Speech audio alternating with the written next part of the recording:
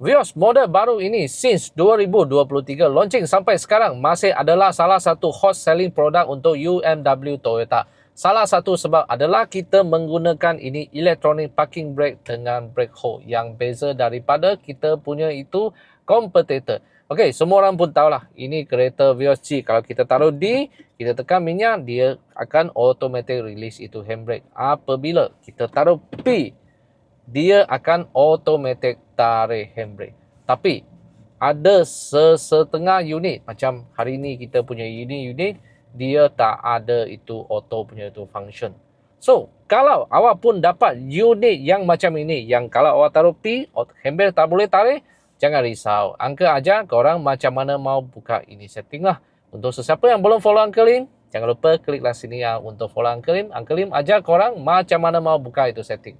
Okay, ini adalah steering daripada Vios G-Spec. So, first awak kena buat adalah tekan brake kuat-kuat pakai kaki kanan anda.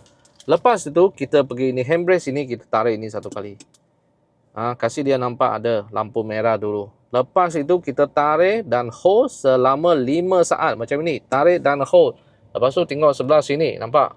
Okay, sampai dia tunjuk parking brake shift interlock function activated. Lepas sudah setting, kita ni gear, kita taruh D. Lepas tu kita lepaskan handbrake dahulu. Lepas sudah lepaskan handbrake, kita ini gear letak dekat P dan kita tengok di sebelah sini. Okey. Ni nampak ni, automatic tarik handbrake sudahlah, setting sudah siap. Begitulah cara-cara macam mana kita nak setting itu dia punya handbrake automatic tarik apabila kita punya gear letak pada itu position P, parking. Okey. So, kalau anda belum follow Uncle Lim, kliklah sebelah sini untuk follow Uncle Lim. Kalau anda belum beli atau tengah survey nak beli kereta Toyota Vios, tak kira E-Spec ke G-Spec, jangan lupa cari Uncle Lim. Bulan ini Uncle Lim ada sangat baik punya itu promosi dan rebate untuk Toyota Vios 1.5 E-Spec ataupun G-Spec. Okey, jangan lupa jumpa Uncle Lim di Toyota Balakong, Selangor.